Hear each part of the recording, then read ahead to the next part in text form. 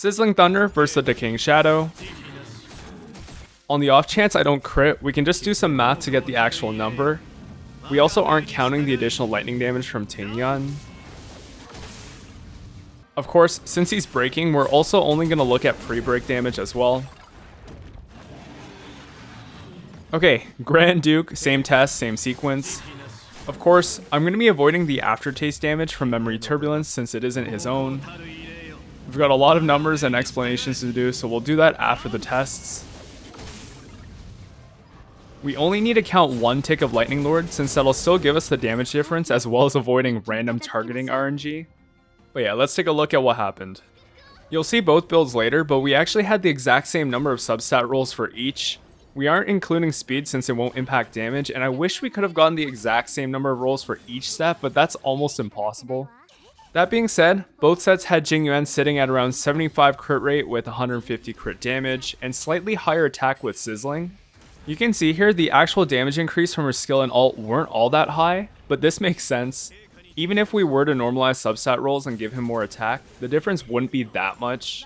Lightning Lord, on the other hand, especially thanks to that 20% follow-up attack bonus, really hit hard. Now, the initial hits don't immediately reach that number since the stacks from Grand Duke start at 0, but because of how it works and how each hit in AoE counts as a stack, it ramps up fast enough that it's still a significant increase to Lightning Lord's overall damage. If we were to take the full rotation damage and assuming equal substat distribution, single target or AoE, you'd see about a 6 to 8% damage increase from Grand Duke over 4-piece Sizzling. Now, how much that's worth to you, I'll let you decide. Personally, I do see this as a sizable enough increase that I would go and refarm, though it's definitely not crazy enough that if you already have a really good 4-piece Sizzling, you need to go and farm this. But yeah, let's take a look at his builds. Just a quick reminder that you haven't already, if you're enjoying the video and you find any of this helpful, do consider dropping a like and subscribing. I want to point out that my Jing Yuan is E2 thanks to me being greedy trying to get E6 Jing Yuan back on his banner. E1 doesn't do anything since we're only looking at single target Lightning Lord damage, and E2 has minimal effect on the differences since it's active for both sets. I also did this test with many teams, but I figured it'd be best if I only used one comparison, especially since the Asa Jing Yuan combo is his current most popular. Even with other supports like Pella or Yukong, or even Topaz, the damage difference between the two sets was roughly the same, though with Pella it was on the higher end of the 6 to 8% ballpark. This is because Jing Yuan's already getting so much attack from Jing Yuan, Asta, Grand Duke, and even 20% from Sizzling. It wasn't astronomical though, and it would have taken a lot more time to do this as well, and we still have to look at Himeko and Topaz after. This is 2-piece Firesmith with 2-piece Musketeer, and entering with Asta's technique will actually cause Himeko to start the battle with a follow-up attack. This will be more important with Grand Duke since it means you start with all your stacks, but I'm showing it here so I can skip to it in the next clip. The sequence will be the exact same, and again we're looking at just the damage on the monkey for consistency.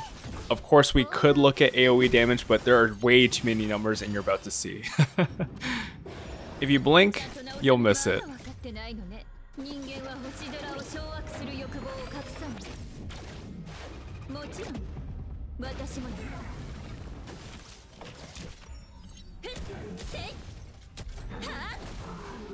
Now, because of the way Himeko's follow-up attack works, we're actually going to test it versus a weakness broken enemy. Also, it's pretty hard to test it against a non-weakness broken enemy because she gains a stack or she gets full stacks whenever you break an elite.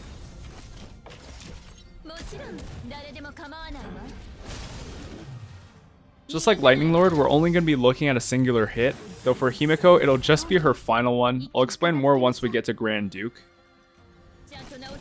Okay, as I mentioned, we did the same opening sequence, so we actually have max Grand Duke stacks, which means we have the 48% attack. The reason we're only looking at a singular instance of the saw damage is because in most scenarios, it'll ramp up almost immediately thanks to its AoE, but in these tests we're only going to be able to stack it on a single target, meaning it won't max out. This is actually good though, because we'll be able to get roughly the amount of damage increase you'd see from the ramping behavior of Grand Duke's attack bonus.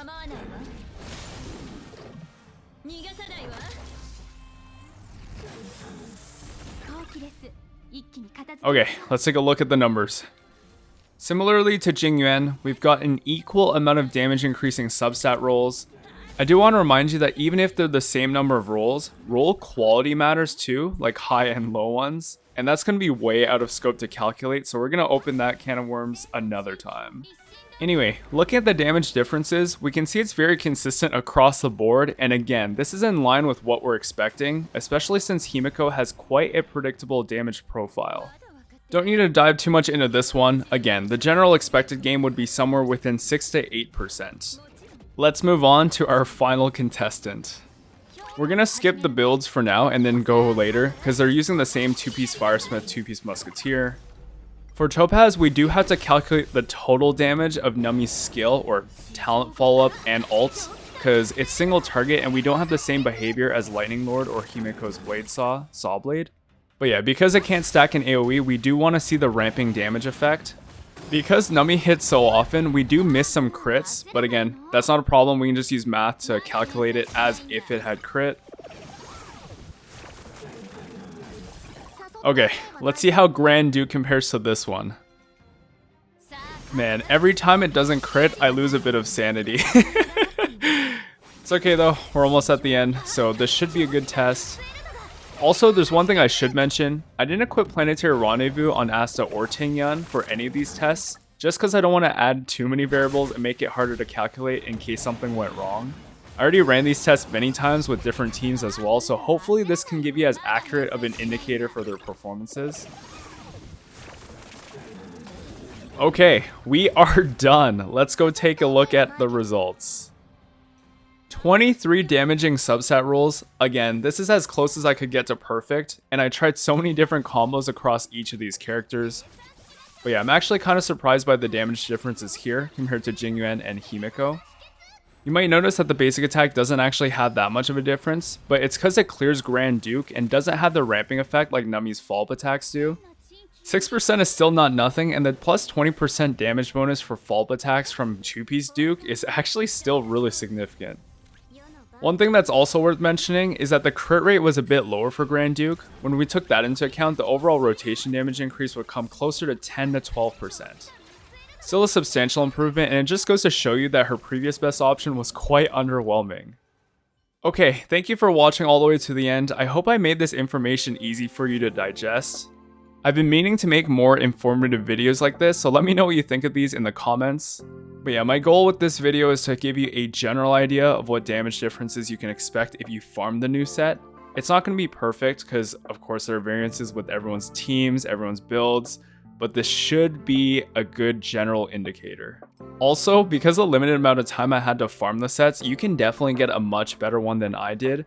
I just went out and made sure I had equal subset distribution as close as possible for each of these characters.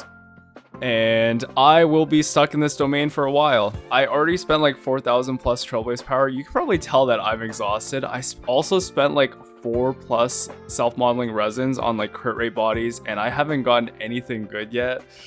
I'm in so much pain. I guess it was worth it. We got to figure out what we wanted.